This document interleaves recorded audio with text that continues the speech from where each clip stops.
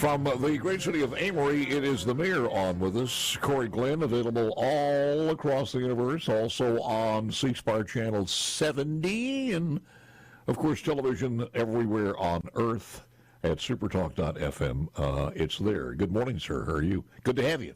Good morning, Paul. Thank you for having me on. Well, there's so much going on here. First of all, 4th of July celebrations. Anything big happening? It's going to be kind of a special 4th of July this year. Last year was a lot different, but just to speak to that. Paul, there'll be a little bit of celebration going on in the community. There'll be a fireworks show or two around. I guess more reserved than in the years past, but we do look forward to getting out and fellowshipping and enjoying the celebration.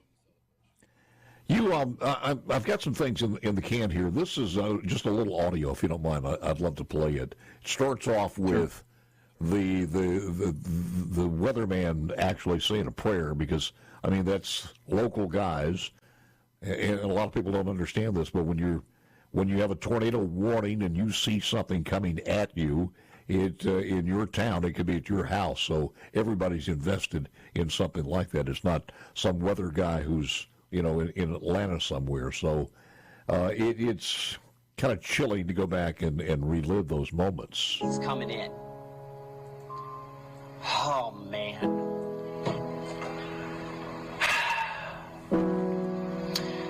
Dear Jesus, please help them. Amen. In 2023, our communities faced the relentless force of nature.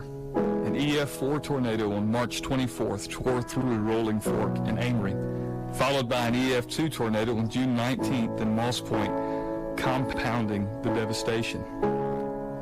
The aftermath is a harsh reality, especially for our low-income, uninsured, and underinsured residents. Generations of families find themselves displaced, cherished memories reduced to rubble, and businesses struggling to rebuild. Schools, athletic fields, and the familiar hum of school buses, all silenced or badly damaged. The foundations of our community have been shaken to the core, and the recovery journey has been long and arduous. We extend our deepest gratitude to FEMA, MEMA, SBA, and others for their initial assistance. Their support has been invaluable, but the truth remains, it's not enough. The needs of our communities persist like echoes of the storm. The key to our recovery lies in Community Development Block Grant Disaster Recovery Funds. It's not just financial aid. It's a lifeline for our communities, a beacon of hope amid the wreckage. We stand united, petitioning for the support needed to rise from the debris stronger and more resilient than ever. Our plea is simple. Hear our voices, see our resilience, and be the architects of our recovery. Your assistance is the key to unlocking a future where our communities thrive once more. Amory Mayor Corey Glenn with me. So we get a situation where sometimes, Mayor, out of sight after the headlines and everybody leaves town, like in Rolling Fork and Silver City and of course in Amory and also in Moss Point. When they disappear from the headlines, it's out of sight, out of mind. But people don't understand, even to this day, you guys are still struggling. And I want you to just take the mic there and tell us where you are, what this effort is. I know you said it said in the piece there, it's collective. So you do have the Mayor Corey Glenn of Amory, Mayor Billy Knight of Moss Point. I think it's Eldridge Walker, Mayor Walker of Rolling Fork, and of course Silver City is in here also. But where are we now, and what do you need? Sure. Thanks, Paul. What a touching video, right? So we have come a long way. Amory has spent north of $14 million on getting debris out of the community and doing a lot of rebuild on our infrastructure, as well as those type things and individual homes being destroyed. All of our assets, meaning inside the city, like our equipment, our inventories and things like that, were depleted based upon the storm track. Part of this latest request through CDBG-DR is going out and soliciting our representation, our congressmen, our senators, to include the governor, to advocate on our behalf and carry this on up to HUD and see if we can get some resources as it relates to CDBG DR funding, and that's the disaster recovery side of it. We put together a collaborative effort, myself, Mayor Knight, Mayor Walker, and continuing to reach out. Those unmet needs right now in all three of our communities and counties progress north of $197 million, which would eventually come into the state and be managed by MDA. So that's been the request. We do have ongoing meetings tomorrow. We're back down in Jackson with Congressman Thompson, and then we'll be with Cindy Hyde-Smith, Senator Hyde-Smith, in the coming days. And hopefully we'll get appropriation, Paul, out into the fall. Maybe we piggyback on what's going on with Hawaii and Maui. I think that they stand a good chance to get a decent appropriation out there. Mm-hmm. Our side of it is certainly big, particularly for us, and we're excited about it, and we put a lot of time and work into it, Paul. How many people do you have that have not come back into the homes or back at that the homes are totally not rebuilt or destroyed, or not livable, I should say? When we started, Paul, we had 310 homes that are either moderately or severely damaged. We had about 115 businesses. Rolling Fork had a similar number. That being said, Rolling Fork is a lot smaller community, and it represented a lot more destruction in their areas. As it relates to us, Amory modulates somewhere between 7,200 and 7,800 citizens. We're down to about 6,600 now. So there has been somewhat of an exodus. And with that, as you well know, part of our revenues come from those ad valorem taxes as well as sales taxes. So it's important that we retain our citizens. We provide quality of life here that allow our citizens to enjoy and thrive in life. So that we have been concerned about it. These CDBG DR fundings or resources will definitely help us get back and at least maintain where we once were.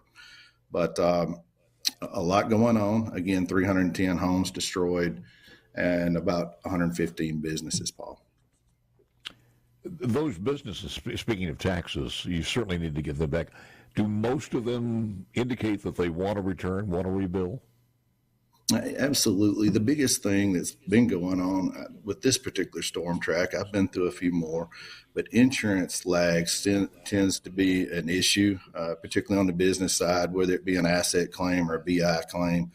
But a lot of delays that have gone on with insurance. And then two is, I guess, vendors to actually, or contractors to actually do the rebuild process has been slow. So, but yes, they do indicate, Paul, that everybody is anxious to return. I did notice on one of the things in here was somebody needed to clear one of the industrial sites. Has any of the industries had to shut down, or are they all back operating now that you have in that area? We are, for the most part, Paul. Our industrial park did get hit really, really hard. We have a renewable fuel company, a biomass facility that was on the front end of it that took a major uppercut. It took them the major part of a year to get rebuilt there. That particular utility bill alone for the city was approaching $1 million a month. So very, very important. That particular business is back on track now, as well as some other ones. We do have a few more that we do need to get back online, but we do understand that that's fast on the approach as well, Paul. Did you end the year, Mayor, as far as any normalcy at all as far as schools are concerned? And is there any changes or back to normal next year or this fall? Paul, you haven't been to Amory before. All of our sports complex that relates to the school was completely destroyed. We are en route to rebuilding the football field. The school has done a tremendous job in rebuilding that property.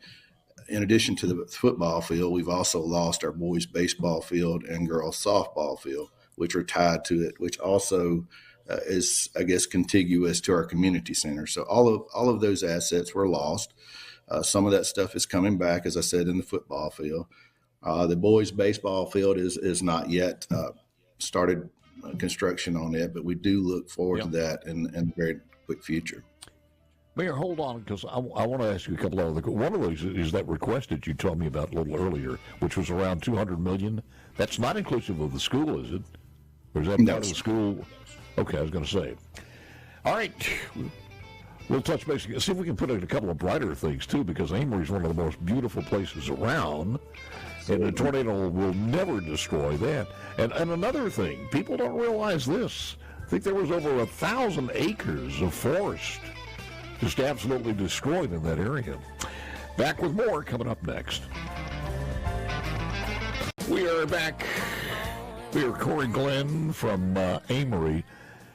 We are sitting here reading some of these things from the pork barrel projects. There are so many pork barrel projects in the 2024 federal budget. $12 billion worth of earmarks. I read through some of these. 12.7 million for a some kind of park or something in Mike Lee's area. There was about $3.5 million for a trail. Oh no, for a parade, for a gay parade. $3.5 million in California, and it goes on and on and on. But again, inclusive, we'll put all those things together, about $12 billion in earmarks. So when you ask for $200 million to rebuild where people can get back in there, it's not that much money. No, it's insignificant, Paul. From our side, just a reminder, ours is a collective effort but between myself and Rolling Fork and Moss Point and some of Humphreys counties. It is a small number, but it is what we need. It's big to us, and it's part of the recovery and the individual assistance, getting people back into their homes. I'll remind that our particular area in North Mississippi and Monroe County, the homes that were destroyed there were mainly in the low to moderate income areas. They were either underinsured or had no insurance at all. So with that, it is important to solicit and receive those resources to get things built back and to promote that quality of life. I'll tell you one thing real quick, as it relates to the storm, we walked through a lot. We feel like we're about 70% complete with where we need to be right now. But just a couple of weeks ago, one of our main sewer mains, which has been in the ground for over 50 years, it failed. It carries about 70% of our sewage out of the city. Well, the findings of that is that the big trees that had fallen during the process provided stability in that root structure. And those trees are since gone. We've just deployed out a purchase order in just north of $2 million to do those repairs. So things like that pop up after a storm. But going back to those other resources that have been deployed across the continental U.S., certainly Amory, Mississippi, North Mississippi, South Mississippi deserves our own. What's the status of that now, Mayor, as far as the request? So the request is we do hope that there'll be a fall appropriation. Again, Hyde Smith is ranking member, or the senator is, on the particular committee there. We do hope that she will champion our story, which we know she will, and that we'll tell that. And then hopefully in Q1 of next year, we'll get an appropriation of some amount. And then again, like I said earlier, it'll funnel down through MDA, and then MDA will make those appropriations. Just wondering, are any of the feds still there as far as FEMA is concerned? Any offices still open? No, we don't have anybody else here that's still in the region. We stay in touch with them. We have a conference call on a weekly basis. I will say that FEMA did a tremendous job on this particular storm. We were worried about the receivable being flipped back once we had turned in the billing on some of that. Amory did not have to go out and procure any bridge financing to get there. We were fortunate in a way. But FEMA did a tremendous job in helping us with this particular storm. Anybody living in temporary shelter still?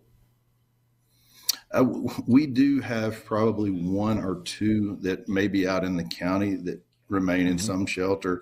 But no, at this time, Paul, everybody else has been rehomed. Well, look, we wish you well, and I think we do have the good senator coming on in a couple of weeks, and we'll ask her about that and see if we can get an update. We would appreciate it, appreciate Paul, it, sir. Yeah. and that you guys continue to advocate on our behalf. Always look forward to when the Super Talk comes from Amory, just a beautiful city and some good people. Thank you, Mayor. Appreciate it very much.